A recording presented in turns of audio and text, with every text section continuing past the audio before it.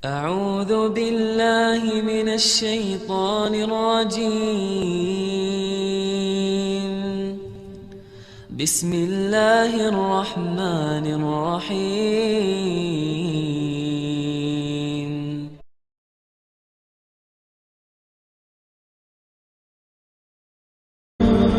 Dan selalu saya minta sama jamaah, cuba salat tahajud walaupun seminggu sekali, walaupun 2 rakaat, tak usah banyak-banyak, tapi nikmat hayati rasakan. Walaupun diulangi ayatnya sampai subuh, walaupun 1 ayat, sebagaimana Rasulullah SAW pernah salat malam, sepanjang malam salat malam hanya dengan 1 ayat, merasakan ayat itu, menyentuhkan hatinya, sampai Rasulullah SAW menangis. Kata Siti Aisyah, Rasulullah SAW tidak pernah tinggalkan salat malam bagaimanapun keadaannya, walaupun dia sakit, dia salat malam duduk. Afdalus salati ba'dal faridah qiyamul lail, salat yang terbaik sesudah fardu qiyamul lail.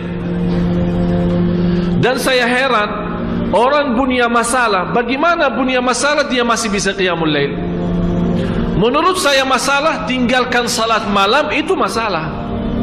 Tapi selama anda jaga salat malam, wallahi tidak ada masalah. Semuanya bisa beres. Kita hanya duduk. Allah sendiri memuji kita saat malam hari kita tinggalkan tempat yang enak saat tidur, menjauhkan diri dari suami maupun dari istri, mengangkat selimutnya. Allah Maha melihat, dan di situ Allah tunjukkan kepada malaikat, ya malaikati, hei malaikatku, lihat apa yang dilakukan oleh hambaku. Tinggalkan lazatnya tidur, tinggalkan enaknya istirahat untuk hanya mencari ridhaku. Saksikan wahai malaikatku, apapun yang namanya susah tidak ada di dalam hidup orang itu. Allah yang janji Bapak Ibu. Jadi menurut saya, pintu langsung kita bisa menyelesaikan masalah, tidak bagi siapapun, tidak di antara siapapun, hanya lewat langsung kepada Allah, itu qiyamul lail.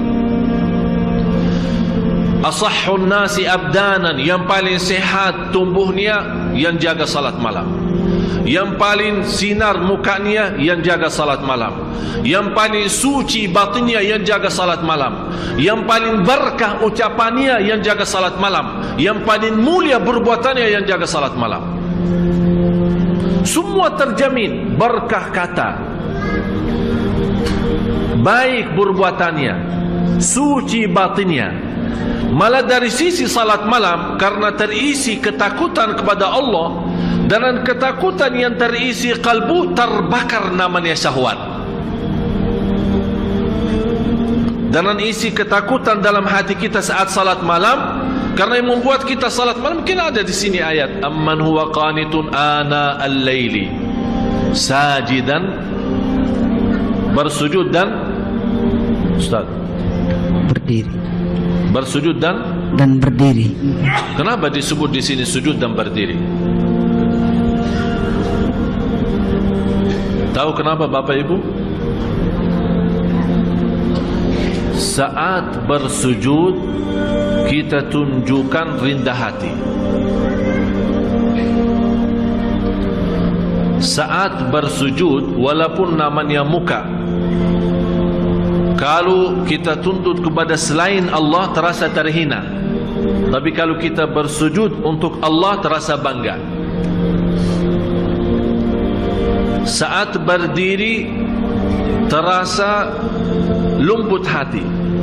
Bagaimana terasa lembut hati? Karena saat berdiri diajurkan, saat kita berdiri kan mata kita kan tambah sujud,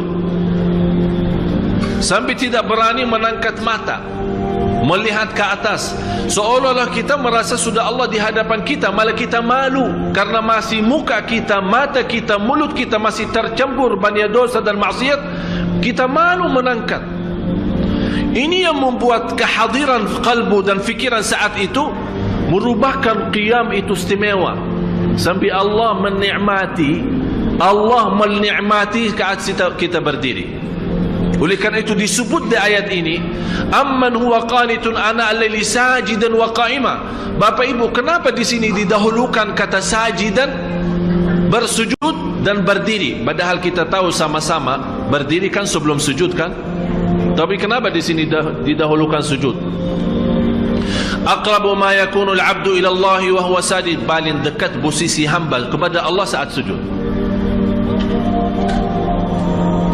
Paling dekat posisi kita di hadapan Allah saat Allah mendahulukan sujud daripada berdiri, padahal kita tahu berdiri duluan.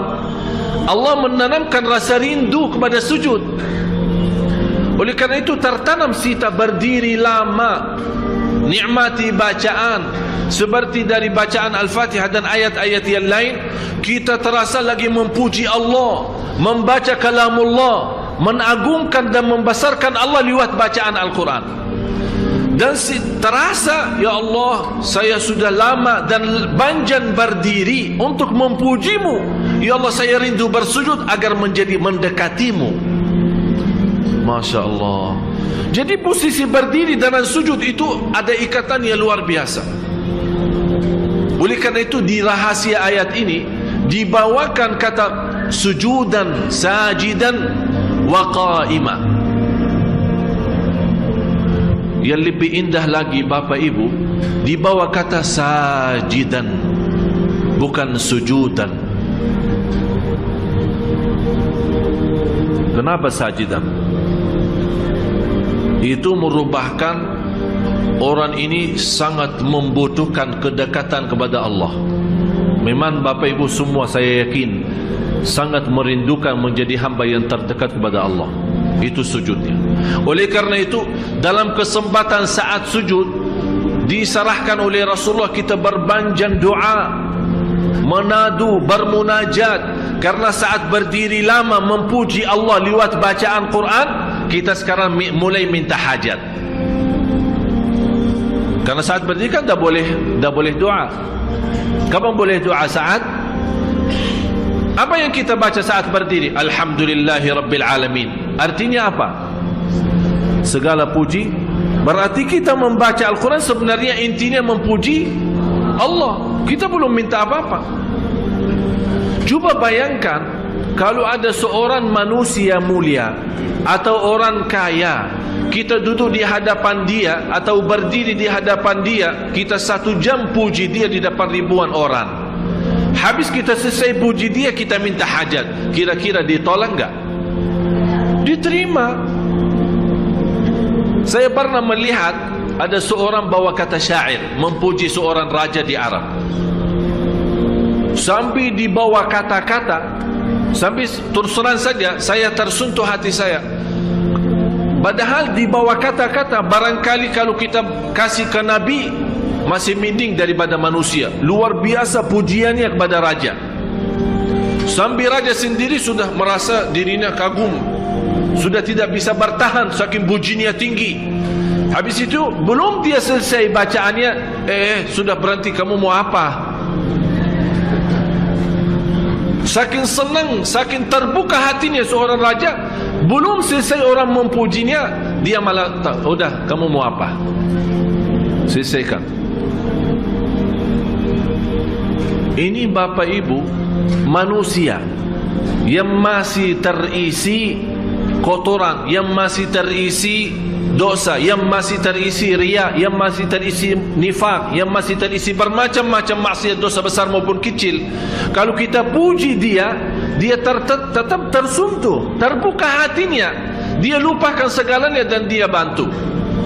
Musuh, kata Allah, musuh saja bisa menjadi kawan dan teman, menjadi orang teman dekat dengan kita dengan ucapan yang baik, puji. Apalagi maha zat yang agung, zat yang mulia, yang maha suci, yang maha segala-galanya. Kalau kita puji, bagi Allah tidak mungkin mengecewakan hamba yang saat itu dipuji. Oleh kerana itu istilahnya saat kita berdiri memuji Allah lewat bacaan, termasuk bacaan Al-Fatihah dan ayat-ayat yang lainnya, karena kita termasuk orang-orang, ya Allah, walaupun saya tidak pantas membaca kitab-Mu, karena lidah ini yang membaca kitab-Mu masih banyak mengucapkan kata-kata yang kotor dan dusta. Ya Allah, saya tidak pantas membaca kitab-Mu, karena lidah ini sudah banyak berkata-kata bohong dan mencaci maki orang. Ya Allah, saya tidak pantas diberikan kemudahan membaca kitab-Mu, karena lidah ini sudah terlanjur mencaci dan membuka aib orang. Tapi di saat itu kita rasakan saat berdiri dan diberikan oleh Allah kelancaran lidah membaca kitab-Nya dan memujinya, itulah Allah memberikan pendahuluan agar saat kita sujud seolah-olah Allah bertanya, kamu mau apa lagi? Apa yang kamu butuh? Apa yang kamu perlu? Kalau belum kita puas dari sujud pertama, ini hikmahnya ada 2 kali sujud. Belum puas, ada yang tertinggal. Memang kadang-kadang syaitan menggoda kita, hajat-hajat bisa tertinggal, ada yang lupa. Begitu kita berdiri, ingat saat di antara sujud, masih ada kesempatan lagi, sujud lagi. Allah Maha Besar, Allah Maha Agung, Allah Maha Mulia. Sungguh kita mulia kalau kita betul-betul bisa menikmati yang namanya sujud. Kata seorang salih, wallahi kalau bukan ada sujud di dunia, saya tidak bisa menikmati yang namanya dunia.